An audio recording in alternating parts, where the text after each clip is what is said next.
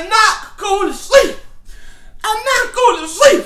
I'm going to stay up. I got to tell these people about gravity. Gravity ain't real. I got to tell you. We party up in this bitch.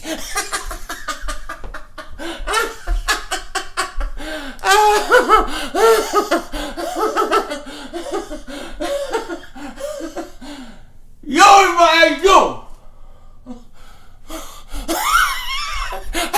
How'd you get behind me? How you go? We partied. We've been partying all night. Why? Because the Eagles won the draft. They double walked everybody in. It's prime time.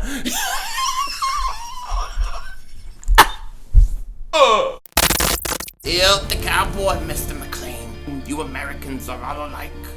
But this time, John Wayne doesn't walk into the sunset with Grace Kelly. Scary Cooper, asshole.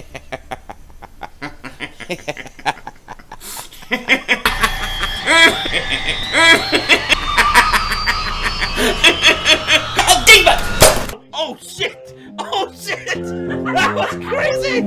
Happy trails, Hans. Dallas still stinks. Yo, everybody, how you doing? King Dingbat here, and so the draft is over. And today I want to review what the Eagles did, give you my grade on what I think they got during this draft, and I also want to talk about some of the undrafted free agents they signed and what impact I think they'll have on this roster. Now, this draft, in my opinion, this draft went beautiful. It went just as it should have. Okay, it went just as it should have. Now, if you remember my other videos, my earlier videos that I made leading up to draft, I talked about how the Eagles would go offense early and often in this draft. It just made a lot of sense for two main reasons. The first reason being that when you look at the Eagles and you look at what they did in free agency, okay, they really concentrated a lot on defense. They did a lot more on defense than they did on offense. And when you look at who your quarterback is, and that's Carson Wentz, a 26-year-old quarterback, a very young quarterback, and you look at the players that are around him right now on offense, you have a lot of guys who may not be there long-term with him. You have Deshaun Jackson, 32 years old. You have Kelsey, who has contemplated retirement. You have Jason Peters, who may not be there much longer. You have Nelson Aguilar, who's probably going to walk at the end of the year. You trade for Jordan Howard, who may be a one-year rental type running back, and then will be gone. So where is Carson Wentz going to get players around him that are there for the long term with him, where he could grow with? Where is he going to get that crop of stability? Well, the only way you can do it is in this draft. And that's why I knew the Eagles would go heavy offense early, because it just makes sense. They really waited till the draft to address these kind of issues with the offense. So that was the first reason we knew that they were going to go offense early and heavy. The second reason is because when you look at the draft and you look at the board, you saw there were so many defensive linemen, that whether they're defensive tackles, defensive ends, there were so many really good guys in this draft that the way it was going to go is teams were going to go heavy defensive line early and often. And that's what they did. A lot of teams did that. And what that did is that allowed good offensive players that might have gone earlier, drop further back in the draft. Example being Miles Sanders. If this was another year, another draft, I believe Miles Sanders would have gone end of first round, early second round. I think he would have gone much earlier. There was even chatter before the draft that he may go late first round because he was rising up people's boards right at the end of the draft. So when you take that, and then the fact that the Eagles needed to give Carson Wentz some guys that he can grow and build with over the next many, many years, it made sense the Eagles would go offense early and often. And they went right as they should have. That was the perfect strategy for the Eagles. And I'll tell you right now, I give the Eagles an A+ in this draft. I give them an A+. I thought they nailed this draft. Perfect. First pick, Dillard, a offensive tackle. Now, when they were up, I expected them to go Cody Ford. I thought they would go Cody Ford mainly because of his ability to play guard and tackle. But they went Andre Dillard. And, the thing about him was I knew he was a pure good offensive tackle. He was going to be. And then, I was reading a lot of articles leading up to the draft, even the day before, talking about how much the Houston Texans loved Andre Dillard. They just loved him, man. They had their mindset on him. Okay? And what happened? The Eagles traded up. They jumped Houston. Okay, and they got him because they had him valued as a top 10 offensive tackle. Genius move, great pick for the Eagles. Now you get a guy who's a pure tackle, and you're going to let him learn with Jason Peters. Genius. That was a great move. Second round, okay, when we came into the second round, I was live streaming, and thank you to everybody who was there during my live streams of the last few days. It was so much fun. But people said, what do you think the Eagles are going to do in the second round? And they had 2 picks. I said, it's simple. If I'm the Eagles, I'm going to take a running back, a wide receiver, running back. Either one, it doesn't matter which order, but you're going to go running back, receiver. You got to do the skill positions right here. Oh, you're crazy. No way. You got to go line. No. You're going to go offense. It made too much sense. You want guys to be with Carson long term. This was perfect opportunity. A lot of these good offensive players were dropping because of the heavy defensive line draft. So it made a lot of sense. And then with the Eagles' first pick in the second round, they take my man. They take the man. I was so pumped up. If you haven't seen that video, you should watch it because I was super excited. The Eagles took Miles Sanders, one of my top 2 running backs. I had Darrell Henderson slightly above him, but it was so close between him and Darrell Henderson. And he is a better all-around back, in my opinion. I think Henderson may be more explosive, but Miles Sanders, they took him, and I was ecstatic, man. I was so happy to get him. It was a great move. I gave them an A+ on that move because he is a long-term solution. He is a long-term solution to the running back problem because I believe by the end of this year, he will be your main back, even over Jordan Howard. And I like Jordan Howard a lot. I think Miles Sanders is super, super, super talented. Now, the next pick in the second round, I knew it had to be wide receiver. Now, DK Metcalf was still on the board, so we were like, hey, maybe they're going to go DK Metcalf. Could be, right? Well, who knows? Well, they go JJ Arcega-Whiteside. Now, I got to tell you, out of all the guys we drafted, I knew the least about him. I didn't even really see him in any of the videos or tapes I've watched on wide receivers. I didn't. So, I was happy with the pick at the time because it was a wide receiver and they were dressing wide receiver. You don't draft a wide receiver in the second round if you don't think he can contribute to your team long term.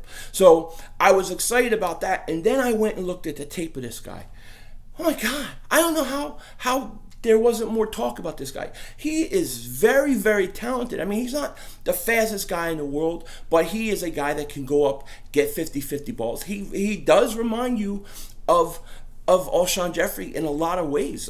Even a little bit Mike Evans' build to him. He looks like a good player, man. I'm very excited about this pick, and I think this could be a real steal for the Eagles. But that one blew me away. But the reason I liked it, even when I didn't know who he was too much, was because the Eagles, they drafted the right position. They drafted a wide receiver. And to me, what that told me in the first three picks was the Eagles had their priorities right.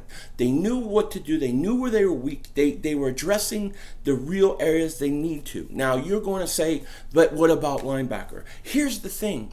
Eagles don't value linebackers all the way up since the Andy Reid days when they let guys like Carlos Emmons go, Jeremiah Trapp. They don't pay linebackers. They don't believe that linebackers are as important to their system as other teams may.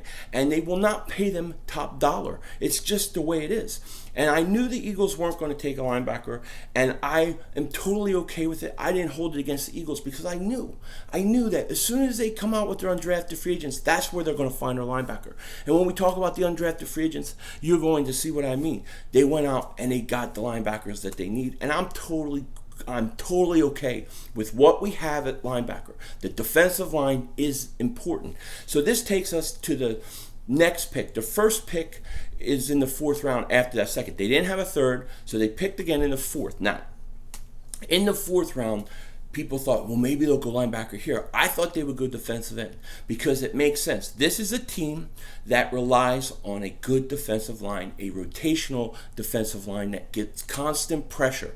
And what do the Eagles do? They go out and they get Shareef Miller from Penn State. Now, the great thing about him, he's not the most perfect defensive lineman or defensive end there is and all that kind of stuff. But what the Eagles want him to do in a rotation, he makes a lot of sense. He's very good at getting pressure on a quarterback. He can get to the quarterback. That's the one thing this guy does good, is he gets pressure on a quarterback. And that's what you want him for. You want to rotate him in, and you want him to go off and get the quarterback. And that's what they're going to use him for. And it's a great pick. This was a great pick, and I thought it was a beautiful thing. It was a beautiful, beautiful thing. So I have no problem with this pick right now. The first 4 picks that they made, not surprised at all. Actually, I pretty much guessed the right position for almost each one. So I was very happy what the Eagles did at this point. Now, you look at the last pick, they go Clayton Thorson, the quarterback. Now, this was a little bit of a surprise. I really thought the Eagles at this point were going to go back and try to get an interior offensive lineman. But they didn't. They get a quarterback. Now, it's not because they think Carson Wentz is going to be injured and they need to replace him. If that was the case, you take a quarterback much higher. The reason they got him is because you need to develop a quarterback. You need to have somebody that could eventually develop, maybe become the backup. What happens if Nate Sudfeld's not here next year? What happens if Nate Sudfeld's not that good?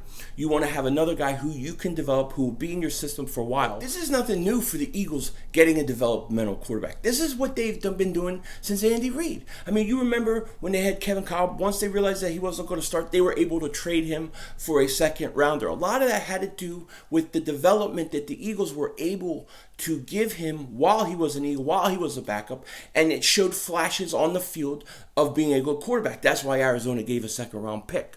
Then you look at A.J. Feely, right? A.J. Feely comes in for an injured Donovan McNabb when he hurt his ankle, and then Detmer got hurt. A.J. Feely comes in, and what does he do? He plays great. The Eagles are able to trade him for a second round pick. The Eagles like to develop quarterbacks. This just makes so much sense on so many levels, especially a salary cap level, because you don't want to pay a backup quarterback tons and tons of money, okay? Just like they paid Foles last year, you want to have a guy who you bring in who's in the system for a while and can come in and win a few games. Great move by the Eagles getting this quarterback. I thought this was a very underrated move, okay? Now, when the Eagles did get him, they had traded back one of their 5th rounds to get him, and they also got a 7th round pick. Now, they took that 7th round pick and they traded it for Hassan Ridgeway, a defensive tackle of the Indianapolis Colts. Now, this is a great move because he comes in and he's going to provide depth on that defensive tackle position. So I thought this was another great move for the Eagles. They basically got a guy who will be on their team for a 7th round pick. This is why the Eagles get an A+. Not only that, I'm going to tell you, I believe we've had legitimate players come into this draft, or who we drafted, that will contribute next year. Okay, I can think of 3 guys right off the bat that I think will contribute to this team next year. Miles Sanders, Dillard, and Whiteside. I think they will all be playing next year, and I think it's a good deal. I think this is a great situation for the Eagles. I think it's one of their best drafts in years. In years, this is one of their best drafts. They didn't just get one guy. They got multiple guys, and people are going to remember this draft. This is a big-time draft, in my opinion, for the Eagles. So as you know, when the draft ends, teams basically rush to find and sign undrafted rookie free agents. Those that don't get drafted, they like to bring in, and then they could come in, try to make the team, that kind of thing. And the Eagles, they were busy. They were busy doing this again. And I'm going to go through this list really quick. Then I'm going to give you a few names that I think actually could make an impact on this team. Some of these names, I don't know. I never heard of these guys. So, we'll see. And I may not even be able to pronounce all these names, but let's do it. So they bring in linebacker, T.J. Edwards. There is your linebacker. I said they were going to worry about linebacker in this part of the draft, the undrafted free agents. They get offensive guard Asua Opeta, defensive tackle Kevin Wilkins from Rutgers, defensive tackle Anthony Rush, offensive guard Ryan Bates. Then you have Jamalcolm Liggins from Dickinson State, a corner, wide receiver Deandre Thompkins, offensive guard Nate Herbig of Stanford, Linebacker Joe Olifiri, I guess, I don't know. So he's a linebacker from Stanford. Running back Nico Evans, interesting. Cornerback, linebacker, safety. So this guy can play basically three different areas, or has. Tyrell Gilbert of Cincinnati. Linebacker Mason Moe of UC Davis. Offensive guard Keegan Render of Iowa. Defensive back Gene Harris of USC. And then they had a couple guys come in will come in for a minicamp tryout. Linebacker Jerry Iowa from Fairmont State. Defensive end Louis Vecchio from Vanderbilt, and then offensive guard Casey Tucker from Arizona State. So these are the guys that the Eagles brought in or bringing in from the undrafted free agent list. Now, there are a few names that stand out to me that I want to talk about with you guys, okay? First is TJ Edwards. TJ Edwards was supposed to be a mid-round linebacker. He's supposed to be a mid-round linebacker, and they get him as an undrafted free agent. Genius move. I think this guy will make the team. I think he will be an impact. He will be one of our bigger impact undrafted free agents. Casey Tucker is another guy. Now, he's coming in from minicamp tryout, but I really like this kid. I think that he is going to get a chance in preseason, and he's going to have a shot. I think that this is a very sneaky good pick. I thought he would have gone late in the draft. Deandre Thompkins, the wide receiver from Penn State. Now, you guys probably watched him too. I have very fast wide receiver, and here's why I think he's coming in. I think they want a punt returner, a kick returner, and that's what he is primarily going to do. I don't think he would get a lot of playing time on the field this year, but I think he can kick off return, he can punt return, and he may find himself a home on special teams. I love this pickup. I love getting this guy, Deandre Thompkins. I think this is really good. Then you get Nate Herbig, and the thing about him that I was reading that makes him interesting, now I don't know much about him, except that he can play right guard, left guard, and tackle. He's played all of them. And you know how the Eagles love. You know how they love versatile offensive linemen. And I love versatile offensive linemen too. So he's coming in and he has an opportunity. You know, I think he has a leg up because he can play so many different positions. So keep an eye on him. And then you get Ryan Bates, the center guard type guy from Penn State. I think this is a good move. You come in, work with Stoutland, the offensive line coach, and I think that, hey, he could be a good developmental player. So those are the guys that I like, who I'm watching closely. TJ Edwards and Thompkins definitely stand out to me. I think they have a really good chance to make this team. And, man, it's a great draft. Great draft. This draft, especially the first 4 rounds, went exactly as it should have. And it tells me the Eagles prioritized everything right leading up to this draft. And I think it was very successful. So I'm giving it an A+. I'm giving it an A+. And I'll go as far as to say I think it's one of the best drafts that the Eagles have had in years, okay? Yes, they've had like the draft with Carson where they get the top talent or they get one guy. I think they've gotten multiple guys that could be starters on this team for years to come. Very happy with this draft. Let me know what you think. With that said, take care. Talk to you later. And don't be a dingbat.